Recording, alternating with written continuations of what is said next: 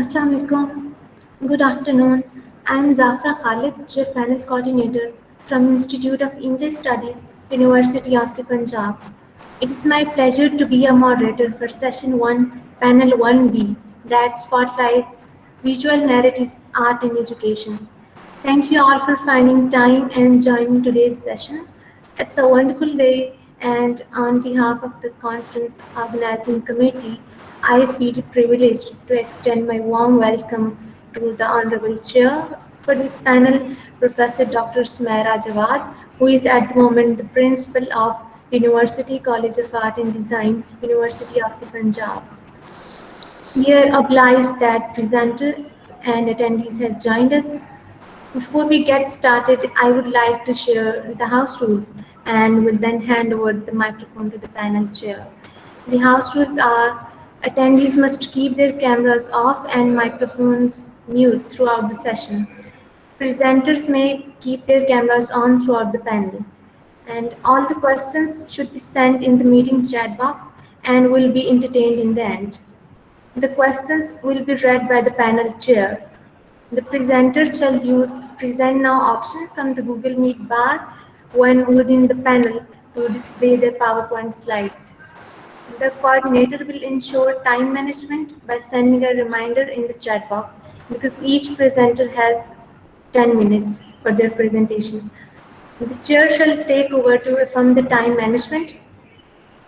Now, with further ado, we will turn the time over to the respected chair. I would request Professor Dr. Sumera Jawad to please carry the session forward. Over to you, ma'am. Thank you. Uh, Thank you so much. Welcome all. I start my session with Professor Dr. Ahmed Bilal, Director, Research Center, College of Art and Design, University of the Punjab. Dr. Sab, not over to you. Thank you very much. I am very honored and I feel humbled to be part of this great event. And I've attended the first session and it's really impressive with the keynote speakers and the level of the conference is wonderful. So it's exciting to be part of this conference. So I'll start my presentation window. Oh my God! In this, trial and error session, I have, I have somehow put it somewhere. Where it is? Oh my God!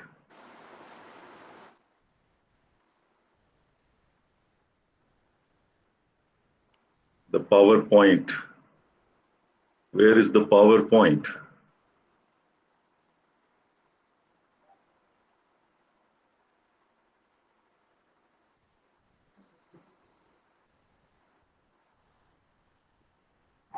Just a minute. Yes. Now I was like trying it, so somehow I hope now it's showing. Yes, sir, it's visible.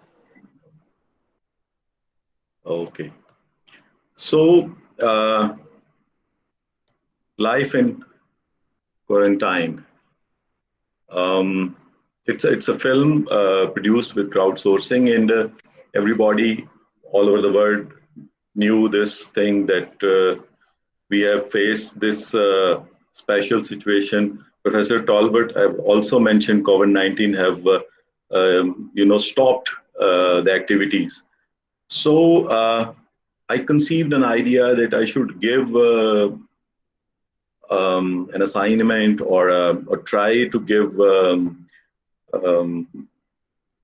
to make a film with the help of some people or students and their friends to get different kind of movie clips and video clips from their life in quarantine. So who participated in this film? So these are mostly art students, and these are contacted through social media participatory platforms. Now, this is a new term, participatory platform. I come back to it later.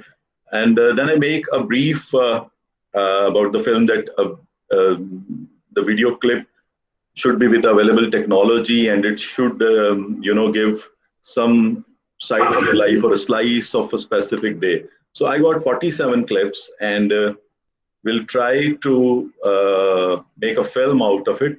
So let's watch the film first. I'll tell you the film is around 5 minutes. My talk is around 10 minutes as you shared. So I'll try to finish it in 10 minutes. Yes. Now stop sharing this thing, and I have to share the other.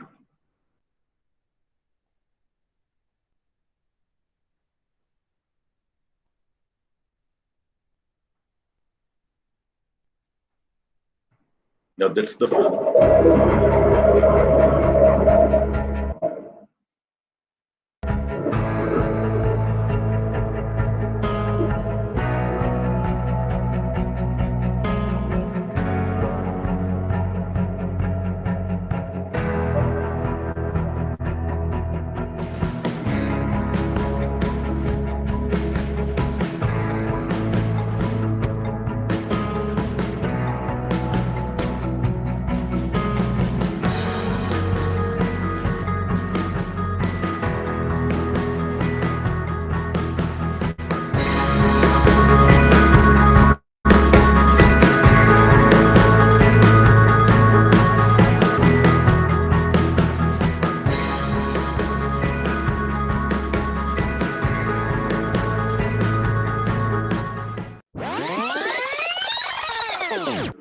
Pakistan में corona के मरीजों की तादाद 241 होकर घटना में तेजी से रहता है। आपने घबराना नहीं।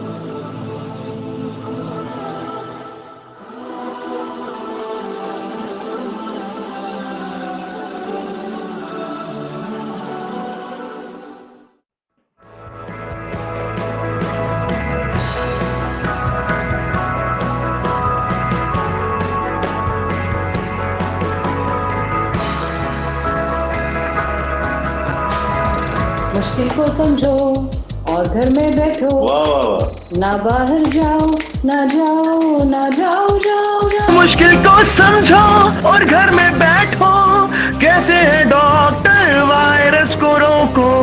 ओ मेरे दोस्तों फासला बढ़ाओ, ना बाहर जाओ, ना जाओ, ना जाओ, जाओ, जाओ।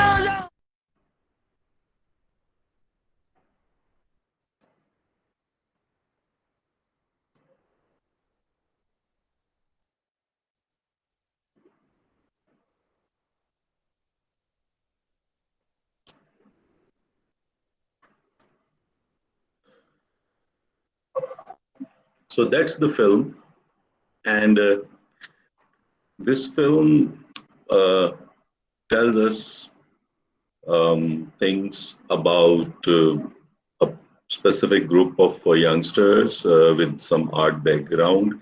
And when we look into the film, um, we'll see that there are three different things which are available with the new media to the art of filmmaking. The first thing is accessibility. Now we could see that mobile phone filmmaking are in, and then the other thing is special effects like animation, and films like War and Bahadur are having special effects.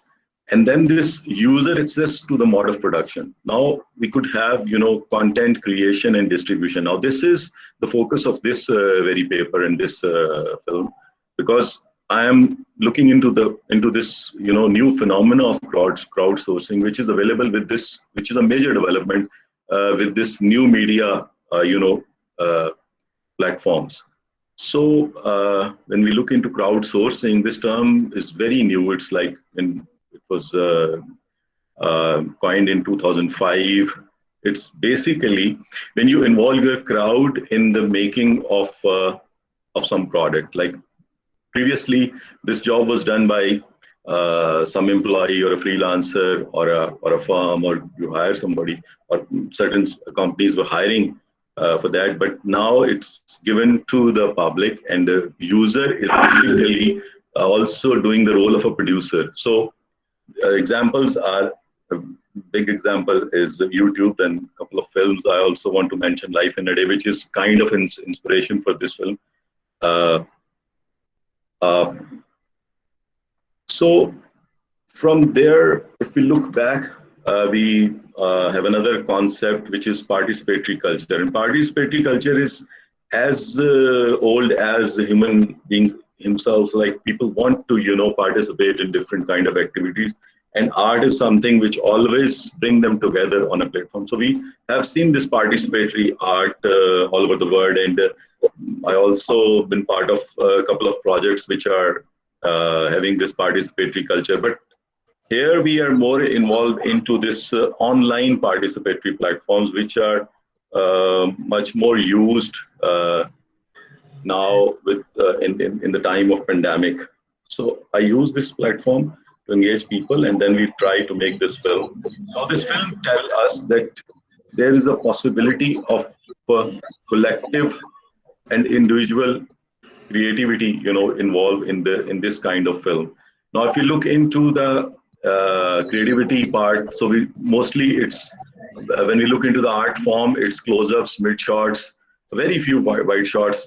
शुरू का जो एक sunset sunrise का shot है वो है. Otherwise, it's low angles, top angles, and people enjoy camera movement. Some kind of effects like 2-3 people, same people are in a room, same person in a room. So it helps us to explore the different art forms, that how collectively these people are thinking. And then when we look into the content of the film, or the frame, the certain slice of life they're showing, like opening doors or making teas, or computers and online classes, and overall we see that there's no excitement in it. So these people are not excited really. So when we are making this kind of film, or this kind of experimentation, we see that a lot more need to be explored on the part of because mostly it depends on the users, or the producers, like which are actually making this film. So their aesthetics are more into into action. So culture is playing a role in developing a typology of video. So we are having a kind of types, what kind of clips are there. And then there's another concern of authorship. Like I am the director, but all these people are co-director or co-filmmaker of my film. So we need to look into these new dimensions. So it's kind of two observations which I find during this, and this research is going on. So two observations are like it seems to me that all the video clips are consciously shot video clips with a specific unconsciousness. Mostly these are, it looks like posed. And when another observation is that it's unconsciously shot with a specific consciousness. A kind of a self-censorship is playing a part over there.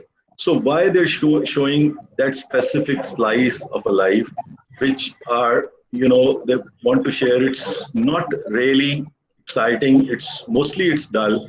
A couple of shots are exciting, but mostly it's having a kind of, maybe the topic is life in quarantine, but even then the thing that we were choosing to show, even my clip and what I want to show in that film is very much posed. It's not I'm showing something, a slice of a life which I want from hidden side of my life.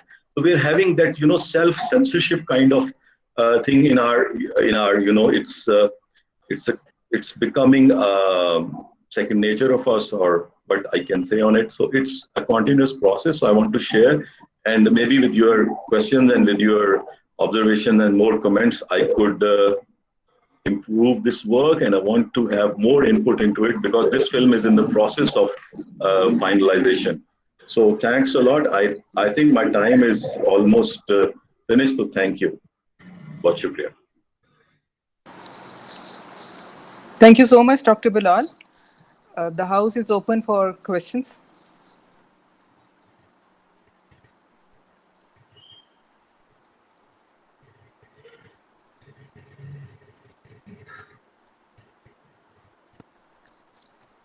No question. Anybody? Actually, I was trying to write, but I would like to ask a question. This is a very interesting presentation that you have given. Can the same project be replicated in the everyday teaching of arts, visual arts? Yes. Very interesting. It's basically, it's a way to look from the other's perspective, like how the other people are looking into, a certain kind of things which is happening to all of us. So yes, art class will be a very good idea to look into it. But again, there's some concerns of ethical issues. So while making this film, we are also concerned about the ethical part of it. And I personally try to contact this, YouTube team, the Ridley Scott, and then I got some feedback from them, and they were like, they've made a film in 2010, and now they're also made a film in 2020. So my film is just before that 220 film. So I just send an email to them, and they respond to me on that. And there was a concern also that in that very film, they got 3 lakhs different clips from various all over the country, and not much clips from Pakistan. So although we are making films, but making dramas, but to show something on a global scale, this kind of censorship, I think it's our own censorship, self-censorship, are a kind of a hurdle, because when you want to show something to the globe, to the global village, so it should have some, what is required. So we need to look for that, and we need to be very conscious about that, what we are showing it, what we don't want to show. So, but because it's always a decision in art, it's always a decision. Even you are making a painting, you have to select a specific frame that what you want to show, और उससे फिर क्या impact क्या बनेगा देखने वाले पे या rest of the world पे. So are we conscious on our, so इसके ऊपर semiotics के ऊपर ज़ाहिर है हम we are research people, and we are also trying to make conscious our students also about this very concern, और आप भी इस पे रहती हैं और बाकी भी. So that's my response. Thank you, Anybody else? Doctor. Thank you. Thank you, ma'am. Anyone? Anyone else?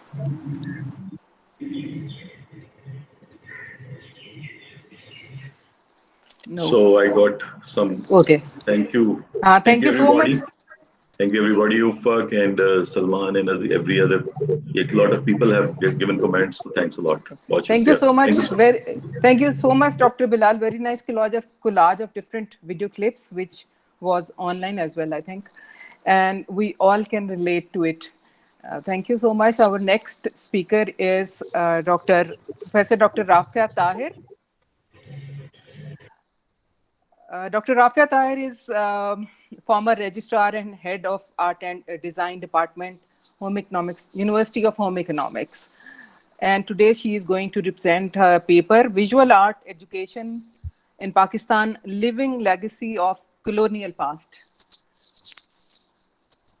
Over to Dr. Rafia. Thank you so much, Dr. SUMERA.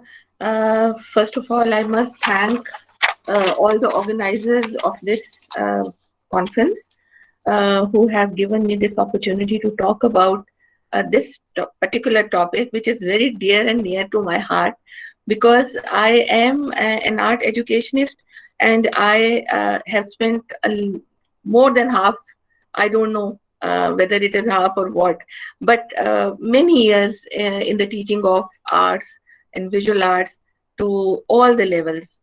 Starting from school, I had the opportunity of teaching art in school, and then at college level, and then at university level, and all had their own flavor. So I'm so very glad and thankful to University of the Punjab for giving me this opportunity. The topic, as you can see, is, by the way, can you see my slides? Yes, Dr. Rafia. We can see your slides. Okay. As you can see, the title is Visual Art Education in Pakistan, a Living Legacy of Colonial Past. Why I selected this particular topic has a reason behind it. Because as I have earlier said that I've been involved in teaching of arts and crafts at various levels, and most of the facts or most of the things presented in this paper are based on my personal observation, experiences, and of course other evidences as well. Earlier in the day, Dr. Amra Raza, in the inaugural session, she pointed out that more than 200 abstracts were received for this particular conference, which shows the importance of arts and humanities and how people look towards such topics to participate in. Then in the beginning, there was Dr. Matthew McCartney, whose lecture was actually on the CPAC. But during his talk, during his presentation, he talked about Pakistan's economical growth, and he presented a very optimistic views regarding that. And one of the things which caught my attention was that 80% of our economy is now manufacturing based. And when we look at the global economy, it is more, the creative economy in the manufacturing sector is growing day by day. And since we are now in the times where world has shrunk to a very small point, so we can also reap the benefits of that. And visual arts education is one of the ways of doing that. So having said that, I will proceed. This is a brief roadmap of my presentation. Abstract and keywords, introduction, pre-colonial heritage, colonial legacy, visual art education in Pakistan, and then conclusion. Because we were told that only 10 minutes will be given for our presentation. This is an abstract, and it talks about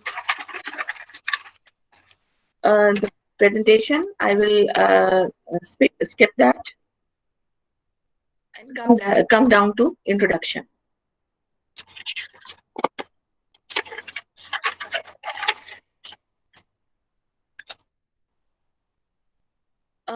Introduction has four main subheadings: history of formal visual arts education in Pakistan, the structure of education in Pakistan, aims of this paper, and data collection methods which have been used.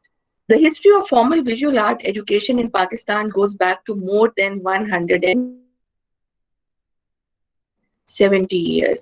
And why I have titled it as Colonial Legacy is because all the formal education, most of the formal art education at higher level in Pakistan follows that colonial legacy.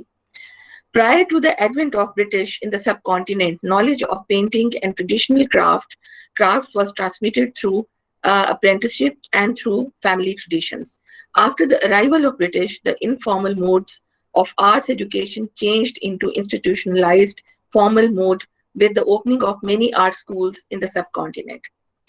After 70 years of independence, the colonial legacy can still be felt in the art curriculum taught at different levels of education. This paper aims to throw light on the colonial influences on the content and art teaching pedagogies used in the art schools in Pakistan. A bit of I would like to explain a bit about the structure of education in Pakistan, which is composed of and university levels. Art as a free activity is offered at primary and secondary levels, but very few schools offer that. In public sector institutions, it is not offered like that. At higher secondary level, it is offered mainly in female colleges with the exception of few male colleges. This is the saddest part of visual art syllabi in education in Pakistan, that I don't know why, but at higher secondary school level, our boys are not, they do not have many opportunities to go for this subject. I'm talking about FAFSC, intermediate level, where students cannot opt for art generally if they are in public sector boys schools.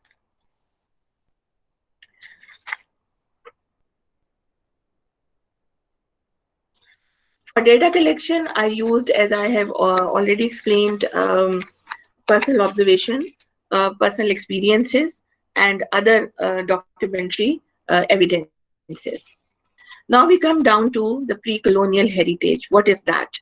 For that, we have to look at the nature of art in Mughal times, types of arts and crafts during that time period, the scriptorium and its importance, art teaching techniques which were present, because it is very important to understand what was before, what existed before the British came to the subcontinent.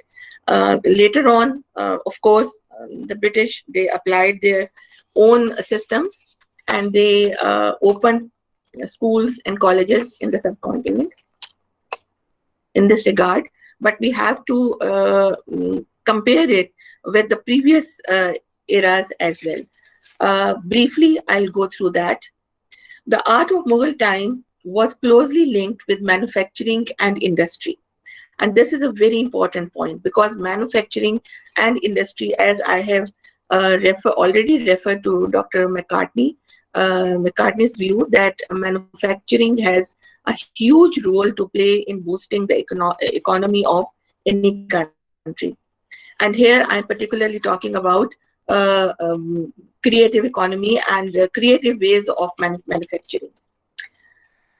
As ornamentation designs were used on carpets, metalwork, pottery, manuscripts, illuminations, and textiles.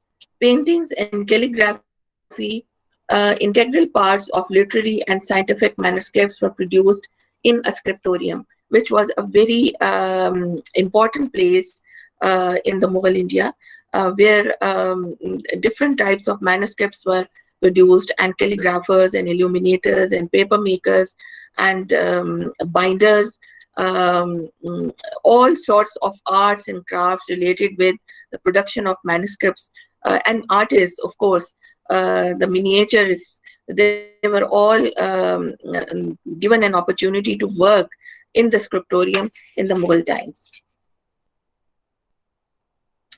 From literary resources, literary accounts, it can be inferred that in a scriptorium, the ambience was of teaching and learning, was of an art school, where teaching was mainly technique driven.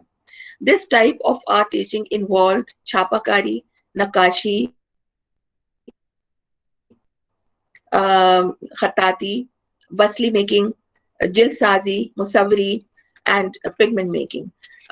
So many types of trades were involved in the scriptorium, where a group of people work together to produce an art object. And most of the time, the teaching mode was apprenticeship. उस्तादी शागिर्दी वाला जो एक मामला था, वो आमतौर पे किया जाता था. We move on to the colonial legacy.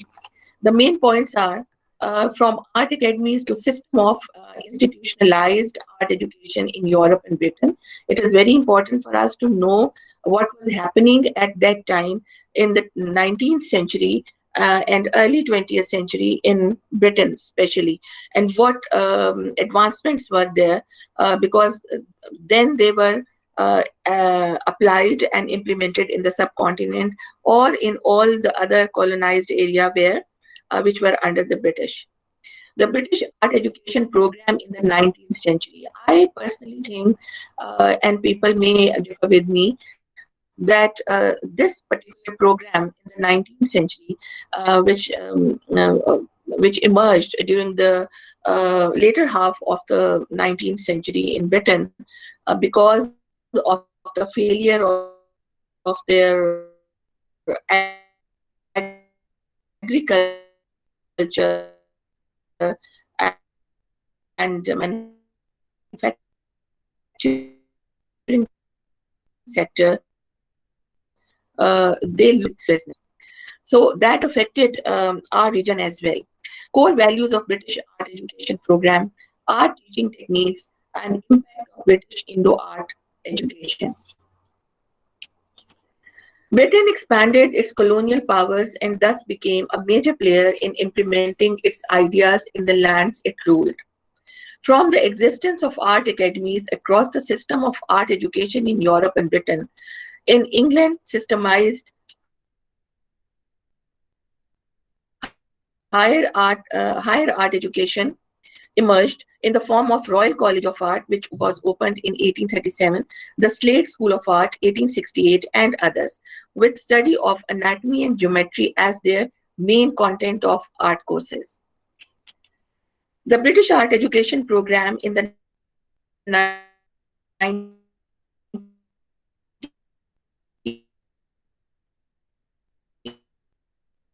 century was aimed to develop graphic techniques with the manufacturing sector to boost exports. It was with this goal that first art schools were opened in the subcontinent.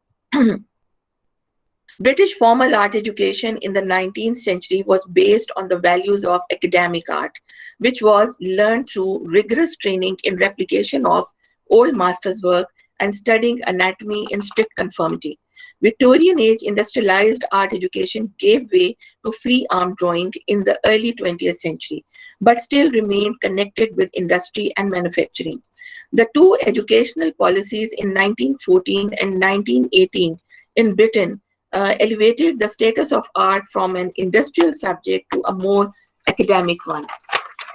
That was a time where art in the Britain, it was elevated from just a skill-based field to a more, you can say, academic and intellectual field. Okay. Opening of institutions in subcontinent by the British. You can see on the slide all the details.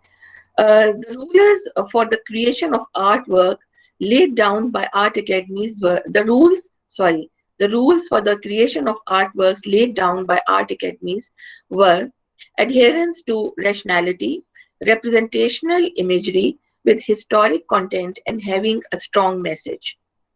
The philosophy behind academic art played a major role in shaping the school curriculum in Europe generally and Britain particularly. In early 20th century, the strict rules were relaxed a bit in Britain and free arm drawing was promoted.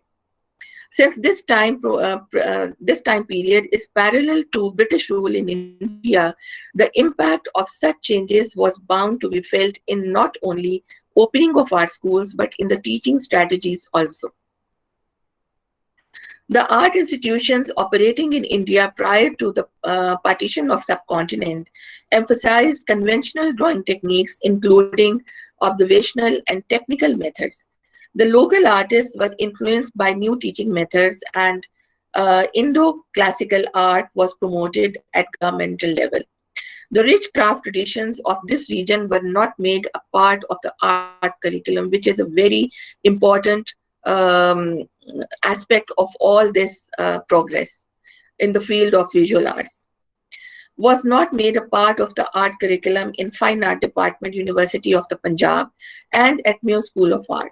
The only link with the local art traditions included copying of design on Mughal monuments, the traditional art techniques, and an appreciation of local artists was not a part of any art program.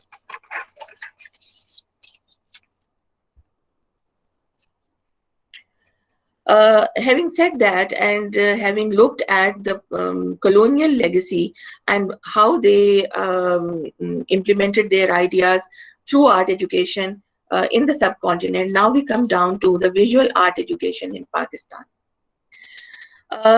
Main points of this section is traditional approach, theory and practical-based curriculum, academic approach, inclusion of Western art history, exclusion of local traditions, traditional arts and crafts, non-existent linkages with industry, application of Western art theories in visual arts. At the time of independence, Pakistan inherited one university and one art college, both located in Lahore. Today, there are more than 180 public and private sector universities in Pakistan and 3 art colleges, whereas departments of art are operating in almost all universities and colleges. This data is taken from Higher Education Commission. The system of art education was developed on selected colonial approaches which revolved around the teaching and learning of drawing and painting in academic style. If we look at the art curriculum of the intermediate level, we are struck with this fact that the teaching strategies are particularly in an academic style, and they still follow the technique-driven and teacher-centric strategies for the teaching of visual arts, whereas the theoretical part of the curriculum is heavily based on the Western art. I'm not saying that small topics of Indus Valley or Gandhara are not included. They are there, but the heavy chunk is on, the tilt is towards the Western art theories and art history.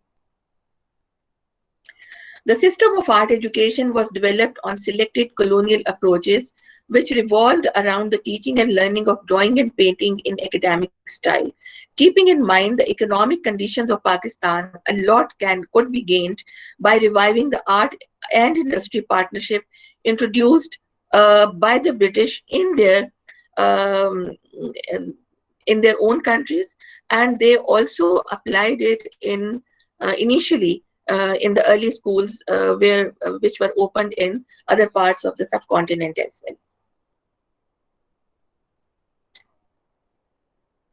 Introduced by the British, but discarded later on in post-independence era.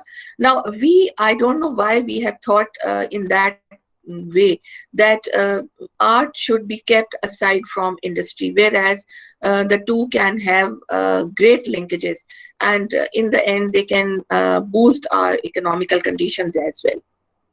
The Higher Education Commission, in its draft of revised curriculum for fine arts, realized two important aspects of art education in Pakistan. Art has been taught on Western way of teaching, and that traditional arts and crafts have been sidelined. It is in the report of that meeting that they have come up with this observation. Your time is up, Dr. Rafi. I will just take 2 or 3 minutes more. And the Department of Fine Art, University of Punjab, opened in 1940, had different paradigms, whereas the Mayo School of Art had different paradigms, and are still considered the centers of excellence for art education in Pakistan. The earlier was based on the model of technical art education, that is Mayo School of Art, and was formulated on the blend of humanistic, whereas the University of Punjab Art and Design Department was formulated on the blend of humanistic and academic art educational mode, rooted in the intellectual content of art, which was the basis of art education in Britain in early 20th century.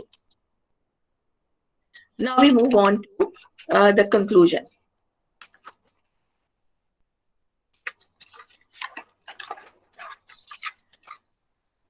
The conclusions are the impact of academic art through technique-driven teaching, which I have already explained, theoretical content tilted towards Western art history, and influence of pre-independence teaching pedagogies. The main conclusion of this paper is that the field of art education, although being a colonial legacy, has positively influenced Pakistan, but the conservative pedagogies need to be blended with the traditional art approaches, which are relevant to present-day social and economic conditions. The rapid growth of media and technology in 21st century has made globalization a threat to cultural identities. Modified art courses with the inclusion of content based on local art history and craft traditions can help in preserving the cultural identity and boosting the local arts and crafts through research and student exposure. The revival of art and industry linkages is also needed in Pakistan to enhance art-based manufacturing, both May I for request local you? and for foreign markets. So at the end, I would say that on the basis of my research, these are my suggestions, and I'm so happy and glad that University of Punjab is now going to take a lead in that and introducing BS programs in traditional arts and craft. I wish them well, and I hope that they are going to progress in their future. Thank you so much. Thank you so much, Dr. Rafia Tahir. Now the house is open for questions.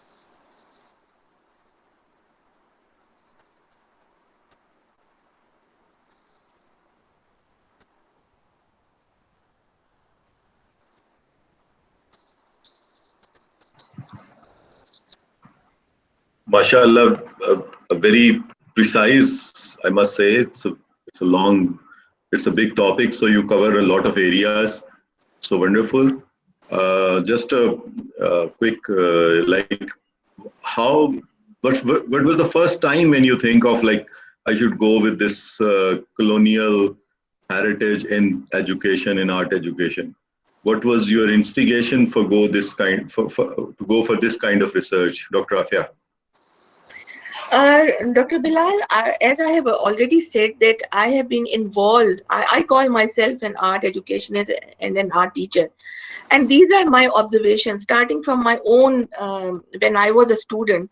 I used to hear from my teachers, who were actually the students of Madam Anna Molka Ahmed, who is a renowned and great personality in the visual art history of Pakistan. And we had a small chunk of Islamic art education and Islamic arts and crafts. So when we went to our teacher and asked her, why have you not covered this topic? And she said that this is not worth teaching. That was the point, I think, for me to understand that, and that raised many questions in my mind, that why do we think like that? Why do we undermine our own traditions and art? And then later on, I encountered the same attitude frequently. And that made my mind that I have to look at. Now, colonials did not do everything bad.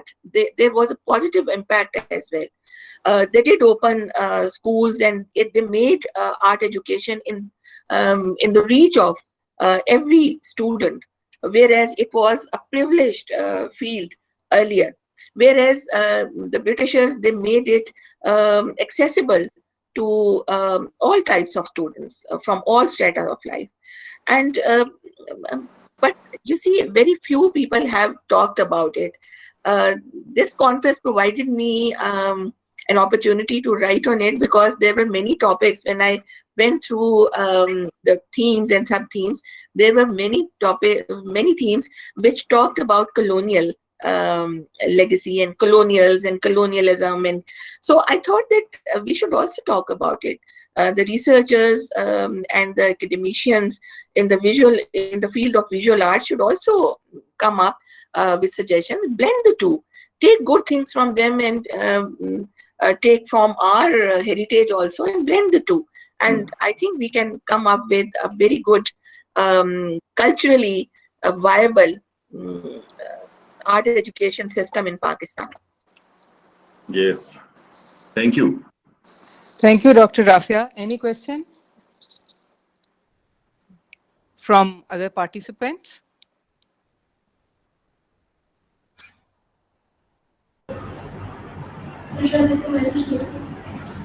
Excuse me, ma'am. Gigi. Ma'am, sorry to interrupt you. Actually, we have a very limited time, so we have to interview. I just 5 other people. Okay. Thank you, Dr. Rafia. Yes, we need to focus on our local arts and crafts. Thank you, Dr. Rafia. Our next speaker. I'm sorry to cut you in, but can I just ask a question here? I posted the question. I think nobody looked at the chat there. I am looking at it, Zakia. I am looking at it, but there is no time to answer. I'll write your answer.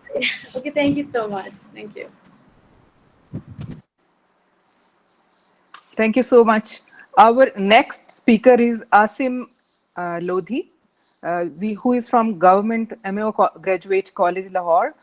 And the topic is Exterminate All the Brutes, an ethno-historic film building visual narratives through empirical art. Now over to Mr. Asim.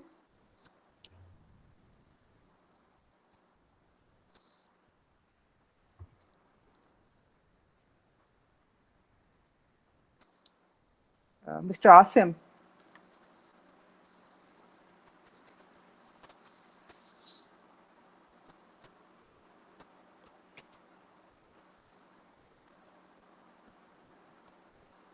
Mr. Asim, are you here?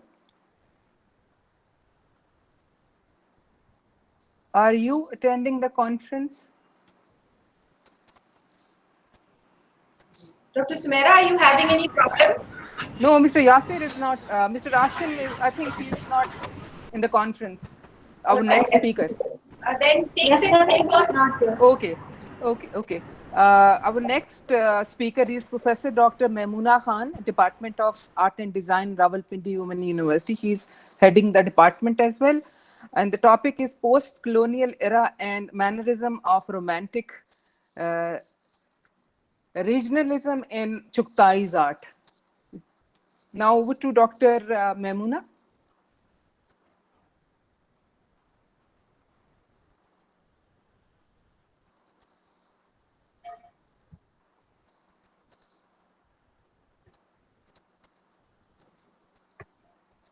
Assalamu alaikum. Wa alaikum salam. My screen is visible? Yes, it's visible. So my paper is about the mannerism in the art of Chughtai. So starting from the very beginning, soil of the subcontinent is strongly rooted with ancient specimens of art having individual traits of Mehergar, Buddhist, Jain, Hindu, art, the tradition enriched with the arrival of the Muslims, dominated by Mughals. The culture of the dynasty was so strong that the land is marked with magnificent architectural pieces and specimens of sumptuous crafts along with miniature painting. The traditions continued even after the end of the Mughal dynasty. The progress was halted with the arrival of the British because it is the psyche of the invaders make the subjugated feel small by condemning their strong institutions. A similar course was practiced by the British, who promoted Western culture.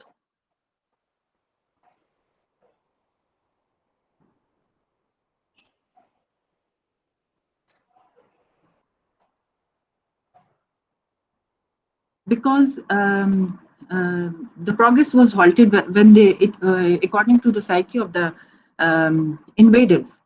So a similar course was practiced by the British, who promoted Western traditions of art based on objective observation, also called by them as visual truths.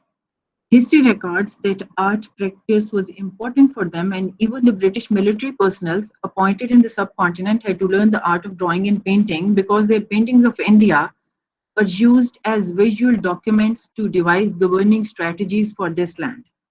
Albums were compiled by these officials recording festivals, celebrations, day-to-day yarns of India, done in extremely realistic mode of expression considered as superior from all the native styles. Whereas the Mughal miniature paintings, which was the prevailing mode at that time, was an antonym of the style brought by the British. So the psychological tool of denunciation was used through propaganda that indigenous artists are lacking the strength of illusion of distance, depth, proportions of figures, or etc. etc. In other words, capturing of visual truths. Many artists, they surrendered in the quest to curry favor of the rulers and to get economically stable. While there was another category of those who, having strong convictions with the indigenous, they remained strict to the native traditions.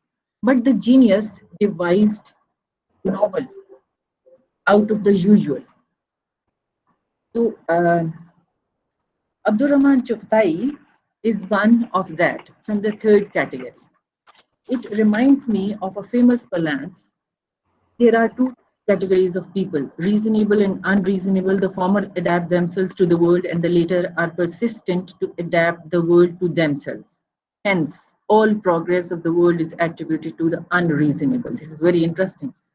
The Chuftai is famous as a rebellious. He ran away from the school at the age of 12 because he disliked headmaster.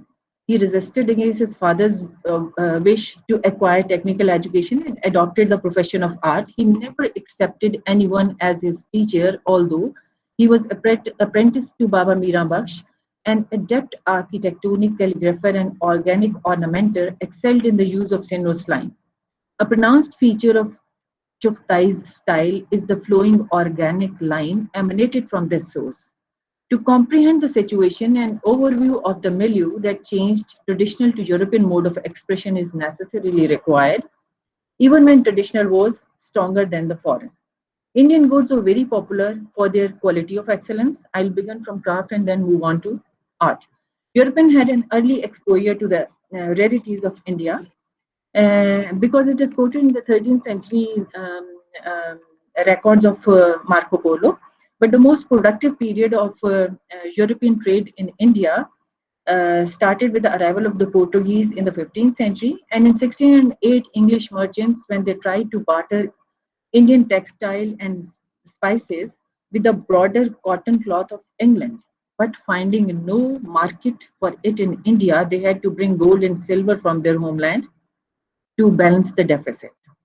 Because calicos, that is plain cotton, printed calico chains, muslin of Burhanpur with gold and silver threads, and embroidered silk and white cotton of Campe decked with chain stitch, along with muslin of Dhaka, were rarities yearned in Europe.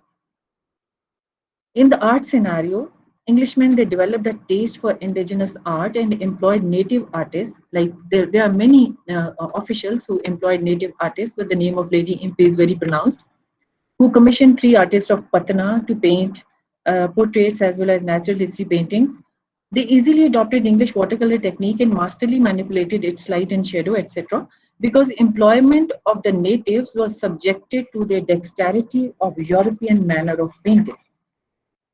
It was not considered how much they were skillful in their own traditions, but they had to adopt the traditions of the rulers. The most powerful explosion on the native culture took place in the art sphere that initiated new genres, such as oil painting, naturalistic portraits, landscapes, and paintings of nudes. For greater subjugation, English medium schools were established and then schools of art as well, like Madras School, Calcutta School, Bombay School, to improve the standards of the artists of India. This is very ridiculous. And then in the Muir School of Art in 1878, it was to improve Indian crafts.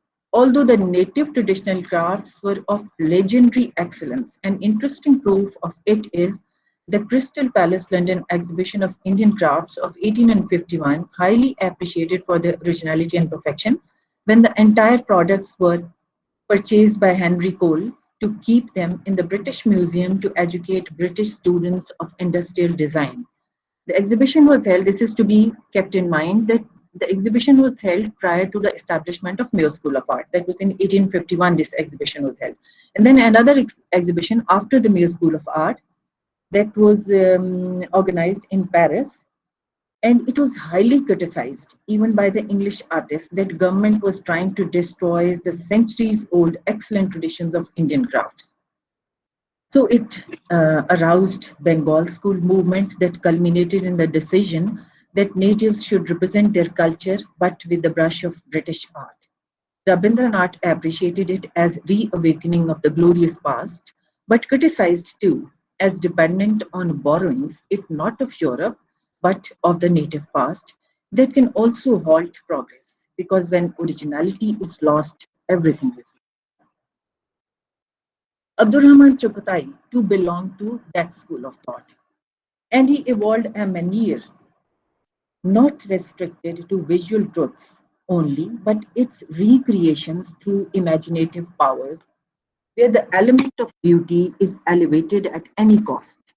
His style is distinct from European manner, a term evolved by the 16th century Italian painter and historian Giorgio Vasari for the late Renaissance paintings. European mannerism was a reaction against the strict mathematical ideals of the High Renaissance, and the artists they set against Renaissance calculated proportions, symmetry, stability, and centrality of the focal point. Hence, Chuktai's mannerism elevates the ideal over the real, but he never gets asymmetrical in composing of spaces. Balance and order are the hallmark of his paintings, but it is not mathematically mechanical equilibrium, but innovatively elegant. With the aesthetic imaginative power, he recreated a world of vitality, which is, though not objective, but full of exuberance. This is apparent in the paintings of Chuktai. The proportions of his figures might be elongated, but they do not appear out of proportion. No use of chiaroscuro, but appear solid and move in a space that is stable and symmetrical. He is son of the eastern soil, had great pride on being Eastern. His style is Oriental, emanated from Mughal miniature painting, but it is not Mughal in its representation. The technique he followed is European, that is transparent watercolor, but not based on restricted vision of objectively observed facts. Still, analogies with the objective world were not lost. His figures are elegant, living beings of the planet Earth, but no mimetic representation of Zaid or Bakar. Still, representatives of certain community or personifications of concepts, emotions created through powerful imaginative force of Chuktai. He was greatly against the use of model. This is another very interesting characteristic of Chuktai, that he was greatly against the use of model for drawing, painting, and stressed that my figures are not derived from static models. They are moving around and roaming about men and women of my surroundings, to whom I gave different portrayals. He further adds that an artist should enhance observation of the roving world, which is greater than subservience of a fixed model. Michelangelo too promulgated the same idea that an artist should keep his compass in his eyes and not in hands, as hands execute while the eye judges. In other words, he was also against the mathematical order of mimetic representations. Chughtai's manier is visualized through his mastery over the finest quality of line that one can view in Persian miniatures. It is especially in the Timurid illustrations of Diwan of Faju Kirman, or more refined in the works of the Ustad Mohammadi or Aka Raza of Safvedera. But Chughtai's elegant organic line enhances form, but equally effectively used to adorn costumes of elegant maidens or their male counterparts, who personify certain concepts, delineate historical personages. So this one is the death of Shah Jahan. So, or the poetic visions, whether he represents historical personages, poetic visions, or personification, represents personification of concepts. Through the masterly use of refined line and complementary colors, he makes his subjects articulate with observers. It resulted from the element of devotion that is defined by Allama Iqbal as ishq, and by breaking the bounds of the Occident that was limitizing vision of artists to objective truths only. Whereas he could view beyond that. He seems to be the believer of the Allama Iqbal's conceit. गुजर जा अक्ल से आगे कि ये नूर चिरागे राह है मंजिल नहीं. Thank you.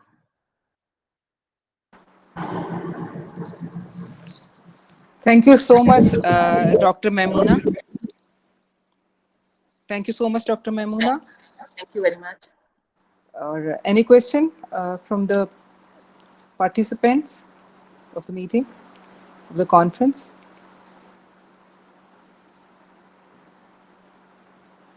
It was a very comprehensive article, Dr. Maimoona. Thank you. Now we invite our next speaker, if there is no question.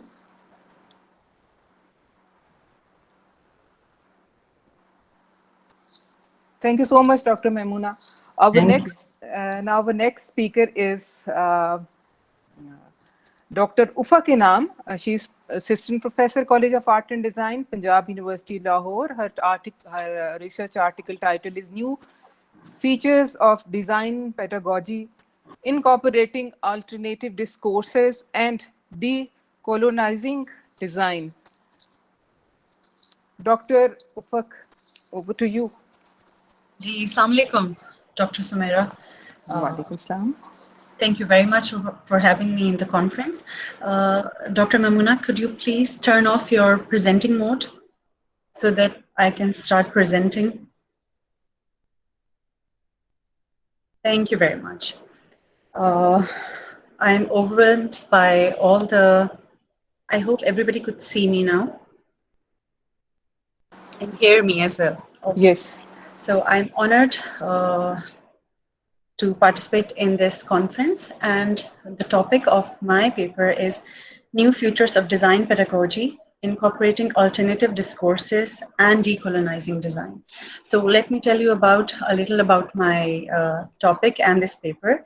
The approach of this paper is based on exploration, and it is not about adding new knowledges or new practices to the already existing practices. It is more about an ontological approach. Let me define more about ontological before I start reading my paper. This paper will not provide any solution, as few of my colleagues and students also asked and inquired when I put my post on the Facebook. It is more about analyzing the relationship between concepts. It is also not about historical analysis of what we have been through or what kind of design education or art education we have been practicing. So my topic and my paper is greatly inspired by Victor Papanik's a great designer, and his theme about slow knowledge. So slow knowledge is mostly about shared and multidisciplinary geographical context and including cultural and bottom-up approach. So, and Dr. Rafi Tahir has also very precisely talked about art education and visual art education in Pakistan and how we can decolonize our educational system. So as we all know that we have a time crunch, let me start sharing my PowerPoint presentation, and you all have to bear me for the next 10 to 14 minutes. I will not take any more time, but I would like to read my paper so that no point would be missed. So let me put on my PowerPoint presentation.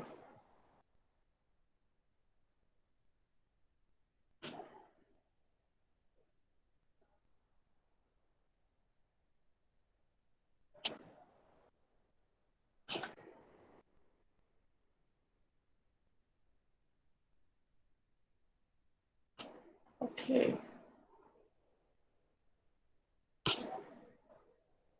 Let me just fix it. I have some problem sharing my screen.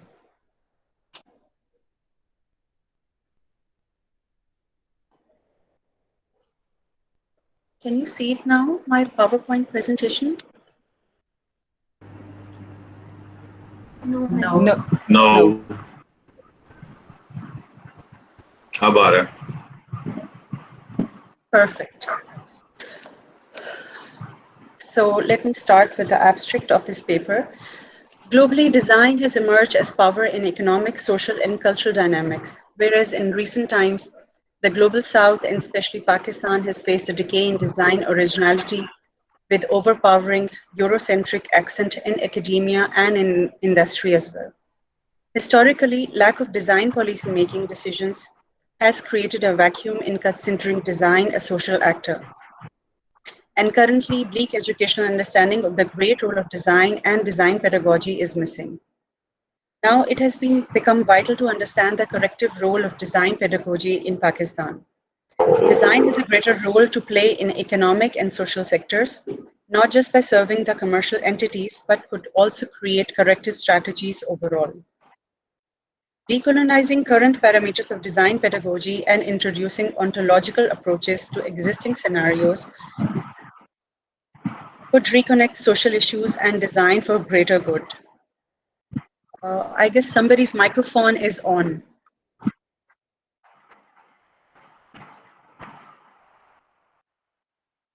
This paper will explore the current practices of design in academia and in the industry where lack of indigenous knowledge-making system has generated structures without foundations.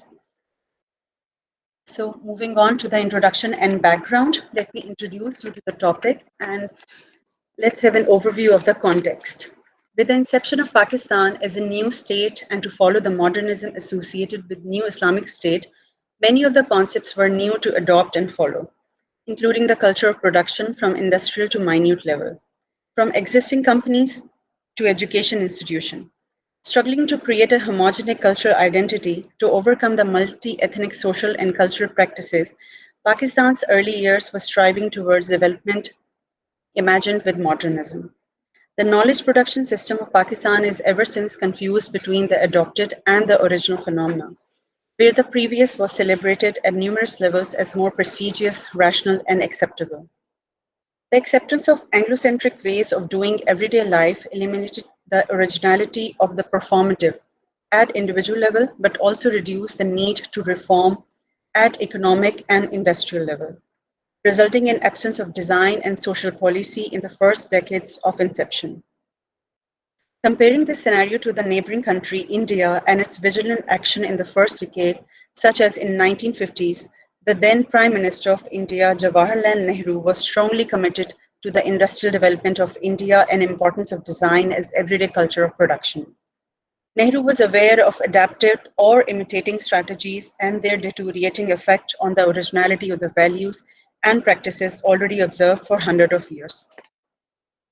His goal was focused on finding indigenous solutions to the wicked social and cultural problems of the New World. His foresight about design as a greater social actor and its corrective nature to improve the quality of life played a crucial role in defining the future goals. Interestingly, the Indian report of 1958 suggested the establishment of National Institute of Design, NID, to generate national conscience concerning ultimate value of the environment. NID, National Institute of Design, established in 1961, was programmed to create awareness apart from its educational responsibility. It was put under the Ministry of Industries and Commerce instead of putting the institute to Ministry of Education, so that it can catalyze the national design sense through practice as well as through educational regime.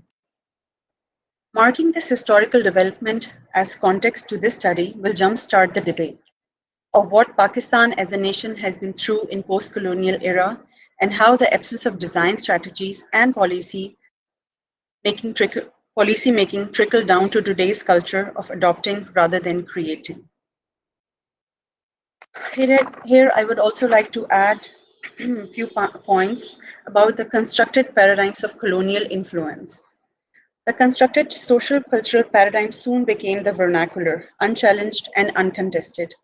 From social activities, official hierarchy, or educational institutes, the adoptive scheme has overshadowed the indigenous ideas, native languages, local inventiveness, and naturalism in culture. Decades of influence and colonial impact has deteriorated not only the social system, but has also displayed identity on individual level. Now the question arises, how can we challenge the constructed ideas of social life, education, and growth? How can alternative discourses could help deconstruct the idea of indigenous? How can design play a corrective role in connecting industries with originality of ideas? Can design pedagogy could bring a positive change in the future? To answer these questions, the following topics will cover and elaborate incorporation of alternative and decolonizing scheme to reform social conscience.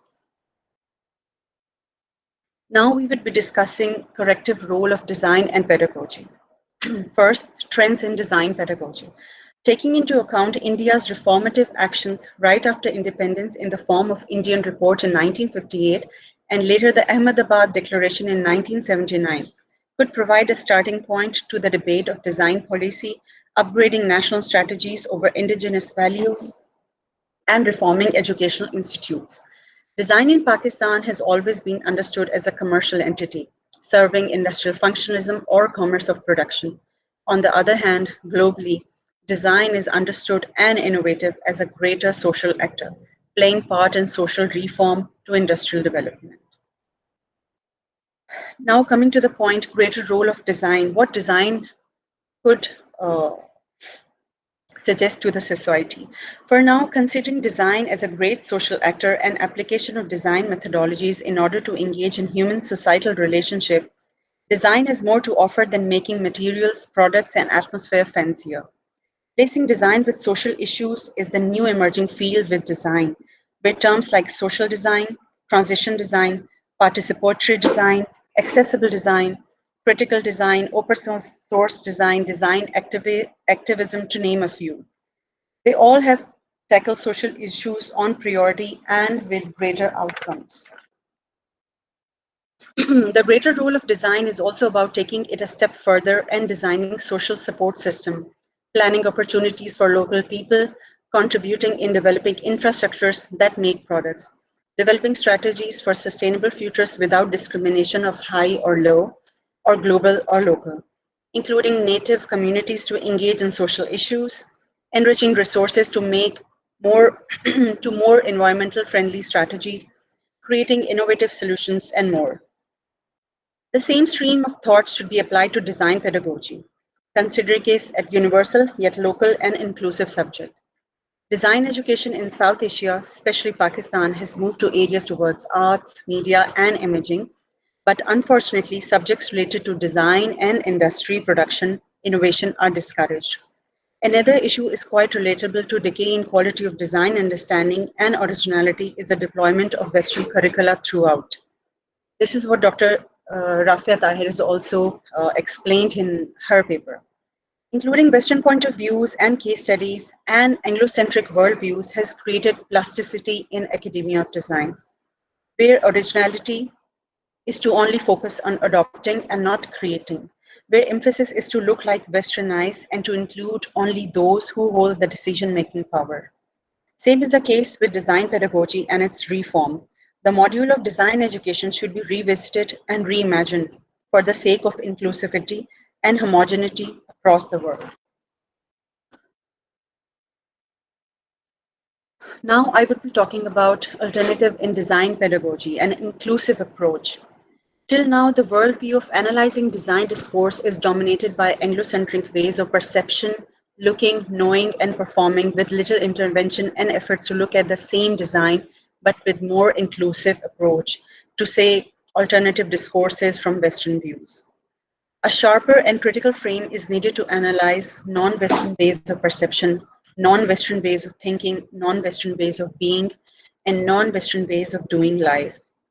Here, it is vital to discuss that it is not adequate for design pedagogy in institutions to incorporate diversity yet alone, in the name of adding different perspectives to the constructed forms. It would be pivotal to understand that the process should be inclusive, including indigenous democracies, values, and limitations. The inclusive approach emphasizes on working with communities, implying design methodologies according to demographics, making engagement based on local culture and social beliefs. For this purpose, design education should include workshop-based ideation periods to incorporate local thought process, to invent design methodologies, to go with gender-based issue, to incorporate proper design thinking process. Here, elaborating design thinking process is crucial to understand the process of how design provides human touch to the processes. Following elements compiles as design thinking process. Empathize. The first one is empathize. It's more about like what we can learn about our specific group, what specific problems do they have. Second is identifying. How can we better identify their problem regarding social, cultural, or religious beliefs? Third is ideate. Develop ideas according to their needs. What could be the potential solutions? Prototype. The idea should be engaged with others and know their consent. Fifth is, someone's microphone is on again. G, Dr. Fak, I think your time is up. Okay, madam, it's just 2 minutes. Okay. It's just 2 more minutes. Number 5 is test. Does it meet the standards and need it was aimed for? This reform is needed to be understood as part of design pedagogy. Its importance should be analyzed to develop alternate futures within universal future.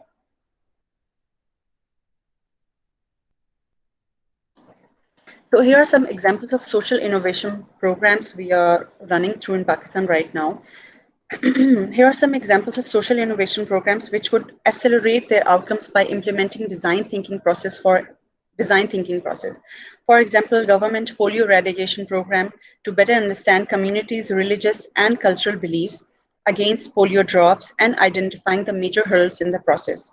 Most of the time, the social innovation programs are developed on mere statistical or scientific data. Sometimes the sociological issues are under-considered, but most of the time, resources are wasted and programs run in different directions due to lack of human understanding. This could be made possible by incorporating designers in the process or by implementing design thinking process. This is the last slide. How to decolonize design practice and educational system. So here's my proposal, and I hope we can make it as a solution or provide a solution to this process. So recognizing the enormous absence of indigenous knowledge-making system and practices, it is now vital to revisit the paradigms of educational standards and hierarchies on which our societal foundation is based. Lately, design has become a verb, a thing of doing and practicing. It is our social responsibility to embrace the fact and move forward, where design is socially engaged with people and environment as well. Decolonizing design means decentering from the Western perspectives, valuing our indigenous wisdom-making system, and thinking about inclusive and sustainable futures, which are non-hierarchical. Educational system, especially design pedagogy, could be evaluated on the basis of diversity of literature, inclusion, whiteness, equity, and coloniality. As I told you before, it is an ontological approach. So the process of self-reflection and structural evaluation. Undoubtedly, the term decolonizing has become more like a metaphor and not a practice. It should be more like an action implemented to evaluate the process for outcomes. It is more like action, more like a process. Following are the main focal points to decolonize design and design pedagogy. Honoring indigenous knowledge and practices, decentering from Eurocentric perspectives, new anti-hierarchical futures. Now I would like to conclude my paper. It is crucial to learn that design and culture are producing each other constantly. Only tangible items are not the product of designers, but also the thinking and way of creating impacts our social system. Our design thinking process should be localized by understanding and identifying the needs and wants. We have to elaborate the process of identifying. We need to understand the communities, their beliefs, their stories, and their culture. We have to honor their slow knowledge system, their language, their common practices of doing things. We have to move from Eurocentric sphere and we have to found an alternative center to our own universe. It is also crucial to understand our relationship with modernity. What is modern? What are we referring as modern? Only then we can decolonize design and design pedagogy and could bring new features to our own universe. Thank you very much for listening to me for the last 15 minutes. And thank you so much, Dr. Maimoona, for providing us a deep insight into the design pedagogy and its role in Pakistan. Dr. Ufaq. Sorry, Dr. Ufaq. Thank you so much again. Dr. SUMERA. Dr. Ufaq, for providing us a deep insight into the design pedagogy and its role in Pakistan. I'm not a design person, but it was very interesting. Thank you so much. And the house is open. If anyone has any question, they can send in a message, or they can, because the time is limited. I must say it's a wonderful talk. Thank you, Dr. Bilal. It's so much if you are appreciating it so much for me. The term slow knowledge and the way you put this thing out, this polio vaccination thing. I've been in the part of this design process for this polio vaccination, and a lot of time we have to use this Quranic verses or something like that for this kind of design. Exactly. Because you're very right that if the image is not connecting with the audience, then how we can communicate with them. We have to identify. Wonderful. I must appreciate. Thank you, sir. Thank you. Thank you, Dr. Ufaq. I would like to say a few words.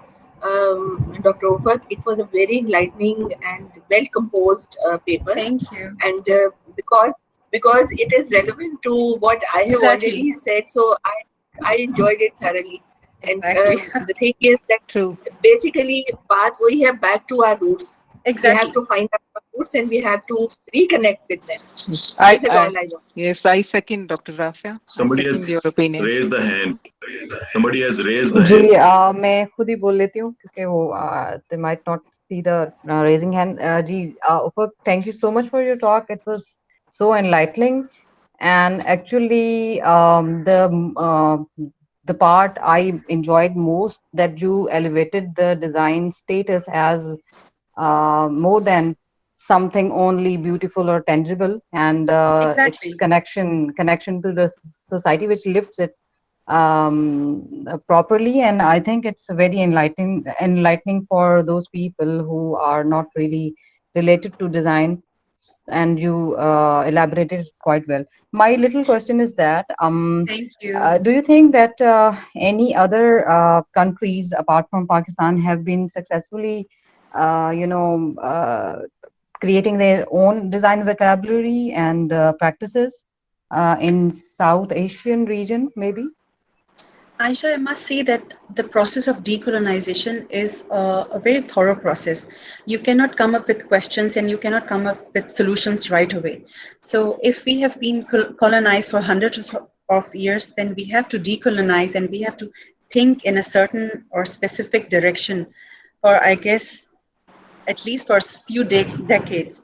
So I don't think so that any country or specifically in South Asia, for example, Bangladesh, Sri Lanka, or India. But I have heard a lot of uh, Bangladeshi scholars participating in this decolonizing regime. And also, I would like to add that designers and art scholars from Arab world, they're also very interested in doing themes and approaches towards decolonization. So, whoever has been victim of colonization, as Dr. Tahir has also, Dr. Rafi Tahir has also mentioned that colonialism doesn't bring everything wrong, but if we analyze our design pedagogy or if we analyze our educational system or the social innovation systems, originality is lacking. If we see our city transport system or the civil schemes, the originality of ideas are missing. Identifying the problems and relating to the roots or relating to your own context is missing in every situation. So that is why in the beginning I told that my paper is not it will not be an historical analysis, but it will be more like an contemporary affair about design and who is doing what and what should be done. So, Aisha, I don't think so. I answered your question, but we should No, no, look I into completely understand what you're how saying, and Bangladesh I'm and so glad that the way you are taking up the subject, and I'm so happy to hear you really. Thank you so thank much. you very much, Aisha. Thank you, Aisha. Uh, any other participant? Uh, Thank you, Dr. Rufus. Now we move to our other Thank speakers. you. Thank you. Thank you so much. We have two speakers from Environmental from Ali Fatma College of Science and Management, Faisalabad, and Malik Haq Nawaz Danish Government Postgraduate College, Kodra. Assalamu alaikum, can you hear me? Yes. Is there someone who can play my slides? Because I'm unable to do it from here. You are Anam? Yes, I am Anam. Okay. The topic is hyper reality, blurring demarcation between scientific reality and fiction in the movie Doctor Strange, multimodal analysis. Ji Anam. Excuse me, ma'am. Ma'am Yes. Anam Ikhtiyar, could you please send me your slides so that I can share them? I have shared my slides. It's Doctor Strange paper presentation with the title of. Could you please send it now? Can you please give me your email? Yeah, sure. All right, please.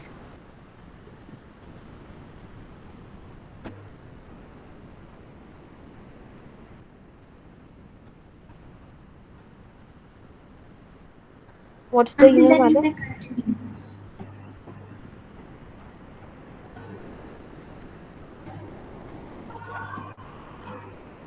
Hello. Yes. Email ID, please. Yes, I'm sending it to you. And until then, you may continue your presentation. All right, all right. My teacher is absent because of he is having some health issues, so I'll be presenting on his behalf. I'm starting with the title of the research paper, which is Hyper Reality, Blurring Demarcation Between Scientific Reality and Fiction in the movie Doctor Strange, a multimodal analysis. So basically what I have done is this research paper is I have selected some images from the movie and I have explored hyper reality by applying multimodal approach on them. Moving on to the abstract. The research aims at investigating hyperreality through multimodality in the movie Doctor Strange, a scientific fiction based movie on the Marvel comic characters of the same name. It's a story of a surgeon who gains a new lease on life when a sorcerer trains him under her supervision to master mystic arts and manipulates the dimensions of time and space, even the dark dimension. The research explores how hyperreality in the movies blurred the boundaries between real world and virtual world for the audience. The concept of hyperreality is given by Baudrillard. According to him, hyperreality is the reduplication of replicas of a real without original or reality. These hyperreal effects are created through representations in the images, portraying the visual worlds as real world through different cinematic techniques. These representations are made in form of codes and signs in the words and images. The study provides a deep insight into visual narratives operating in each image and frame. It shows how the movie is particularly designed to recreate the world of illusions and to have its effects on viewers. The study analyzes the visual narratives through systemic multimodal analysis and how different meta functions in a visual narrative create hyperreality and how it confuses the audience to the point that they fail to differentiate between the physical and fictional world. The research has been conducted under a multimodal approach of visual semiotics by Kress and Van Leeuwen to identify the meta functions. The research will be effective to understand and learn the application of systemic multimodal analysis of images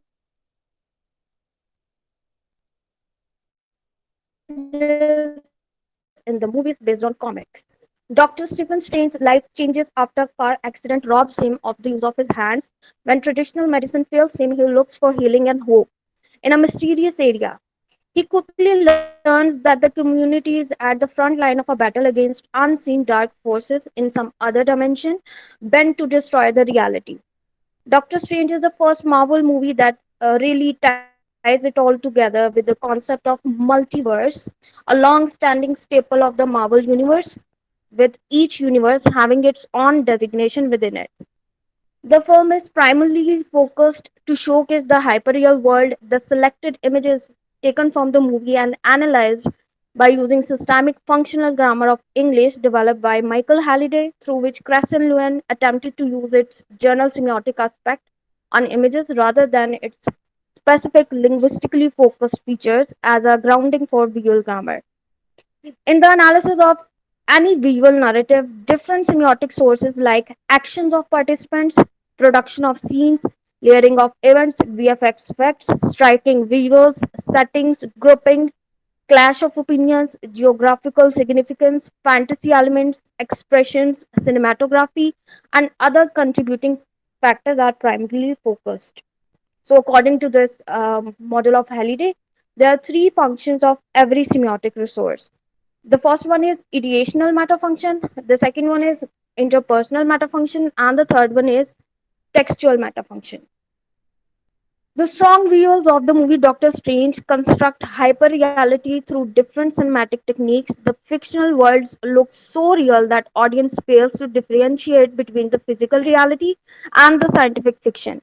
And I think this phenomena is not particularly limited to the scientific fiction movies. In fact, it is everywhere in the movies, in the dramas, news, social media, and so on. Name a thing, and hyperreality is there taking the audience in some unreal fantasy world. So there's a need of systemic multimodal analysis of such movies like Doctor Strange to investigate how different metafunctions and cinematic techniques are used and its images to fabricate the desired concept. Moving on to the research methodology, which I couldn't include in the slides, but I'm reading them now. The research has analyzed the Kress and Van Leeuwen's theorized concept of metafunction from Halliday's systemic functional grammar, which they applied on the images and put forward three metafunctions in visual grammar: ideational metafunction, interpersonal metafunction, and textual metafunction. When applied the visual systems, the ideational metafunction organizes the way the represented participants or the RP. Here I'll tell what the RP is. RP means anything that we see in the image. It can be a person, an object, or even anything or everything that we see inside the screen or image is known as RP. So in this metafunction, we identify how RP is related to each other in the in the world around us. In In interpersonal meta function, it controls the interaction between represented participants and the viewers, or IP. Here, IP means interactive participants, which is every person out of the screen, like viewers or producers of the image or the movie, and the textual meta function, which makes the image from a whole by putting the pieces together as a complete work.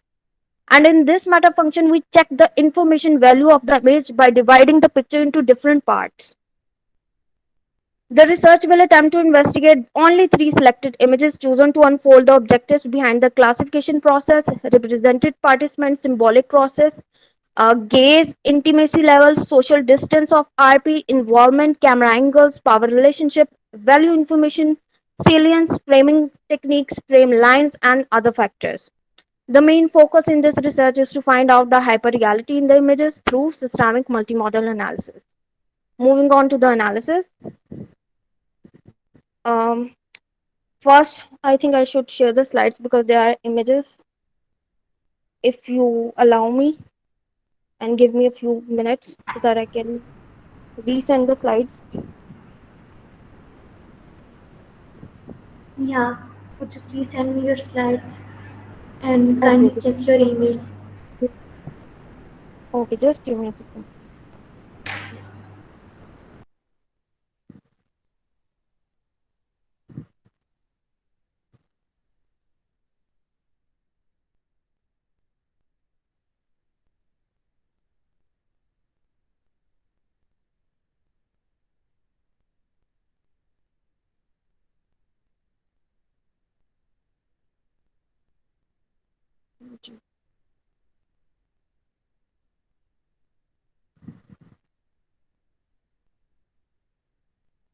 Kindly check I have sent.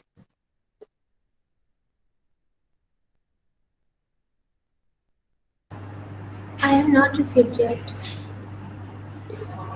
Okay, it will reach me in 1 minute or two. I'm starting with the analysis, and when the slides will be shared, you will see three pictures.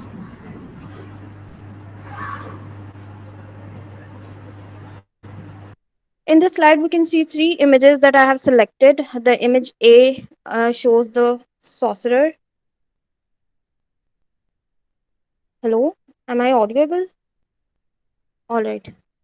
Yes, you're The audible. image A shows the sorcerer hits the Doctor Strange right in the chest so hard that his soul comes out from the body and his soul can see all this.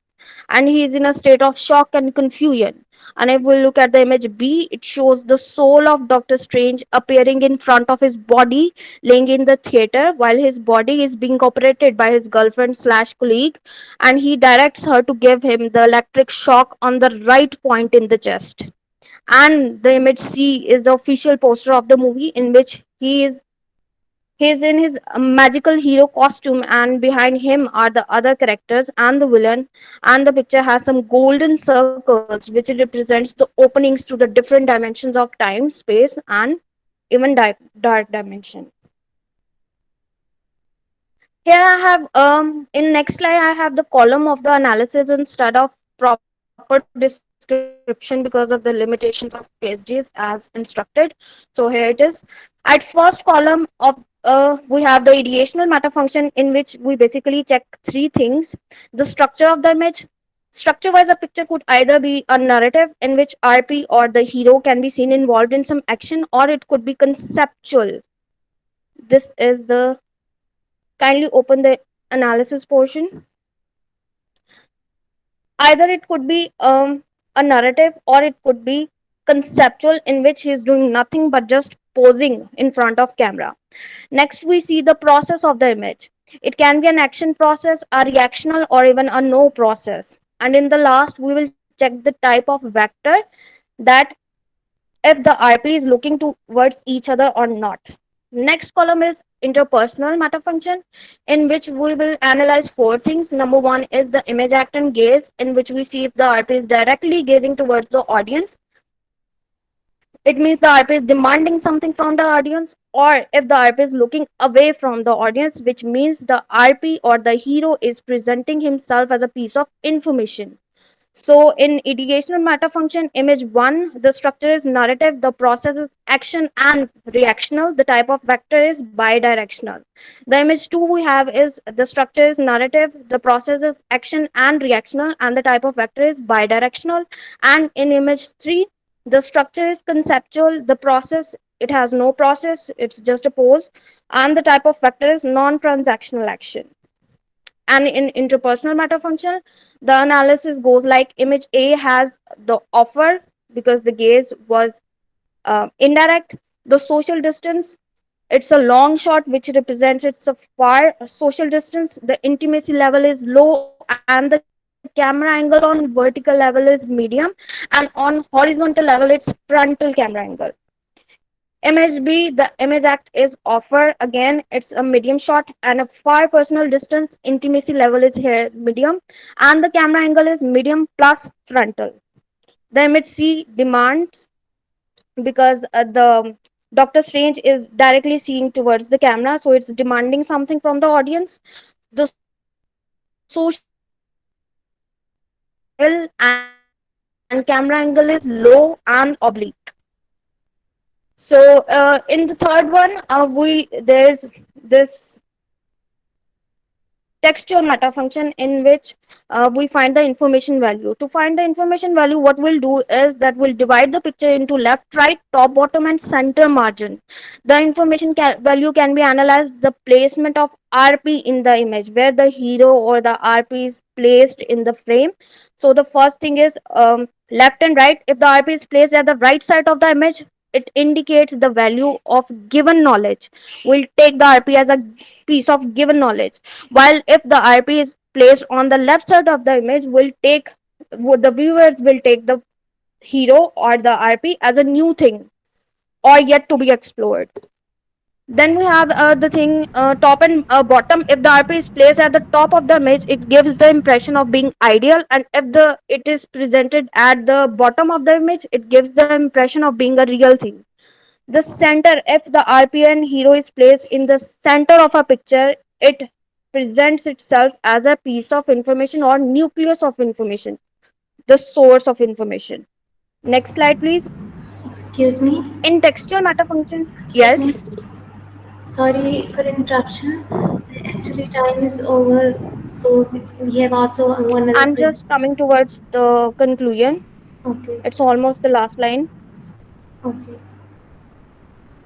In the light of the multimodal application in the images above, hyperreality is present in every image. It has put the audience in a condition in which what is real, what is fiction are seamlessly blended together so that there is no clear distinction between where the one ends and where the other begins. It has allowed the co-mingling of physical reality and virtual reality and human intelligence with artificial intelligence. All the matter functions for different reasons, more in tune or involved with the hyperreal world or less with the physical real world. The images in the Doctor Strange characters and settings are either digitally enhanced or created entirely from CGI. The movie Doctor Strange looks completely stocked and perfect due to facing, creating an illusion of more merchandise than it actually is. Hyperreality, some sources point out, may provide insight into the postmodern movement by analyzing how replications disrupt the binary opposition between reality and illusion, but it does not address or resolve the contradictions inherent in this tension. The movie is made from moving visuals. Moving image is difficult to unpick and examine because of its immediacy. It means above the numerous visual effects, background, lighting effect, camera angles, framing techniques, facial expressions, body postures, gestures, and attitudes of the participants reveal to the world that we are always confused with what is real and what is artificial. Current conception of the universe attempting to revitalize, reactualize fragments of simulation, fragments of the universal simulation to have become for so-called real world.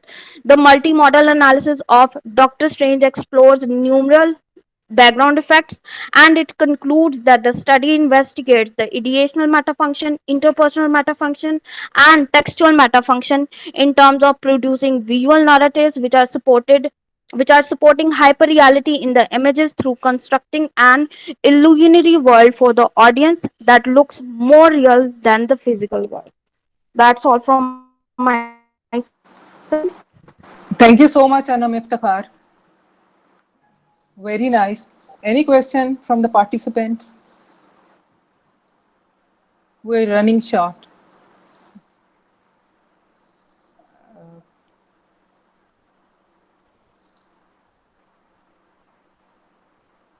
Anam has very deeply explored how hyperreality blurs the boundaries between physical reality and virtual reality. Thank you, Anam. Uh, Now I move to our next speaker, who is also a guest from Bangladesh, San Biswan. We all welcome you here in our conference, Emerging Trends in the Arts and Humanities, organized by Faculty of Art and Humanities, University of the Punjab. We are glad that you have joined us here in the conference. San Biswan, Sheikh Hasina University, Netrakona, Bangladesh. San Biswas, we welcome you here.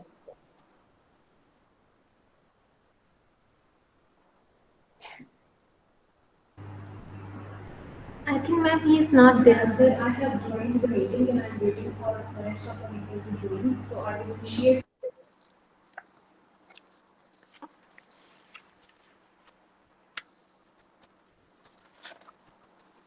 Zafra, did you send him the link? Yes, ma'am, I have sent him. And has he was he there earlier in the panel discussions? I didn't see him, ma'am. All right, then perhaps Dr. SUMERA, you can just summarize the session, and if the presenter arrives, that's okay. Otherwise, then you can conclude. Thank you so much, Dr. Amra. Okay, I conclude the session by resharing, starting from Dr. Bilal, who discussed various clips and analyzing the complete film.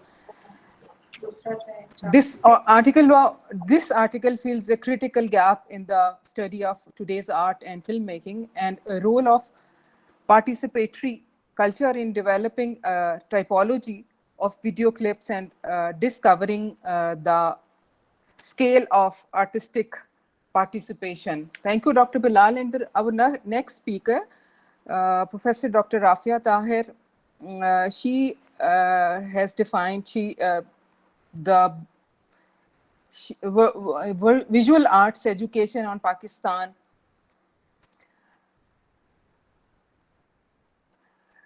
Yes, Dr. Afia, we need to focus on our indigenous arts and should make them part of the curriculum instead of teaching students only Western art technologies and introduce a curriculum or a creative ways of manufacturing as well. Thank you for your deep insight into the local arts and crafts. Our next speaker was absent, and then Dr. Maimuna Khan.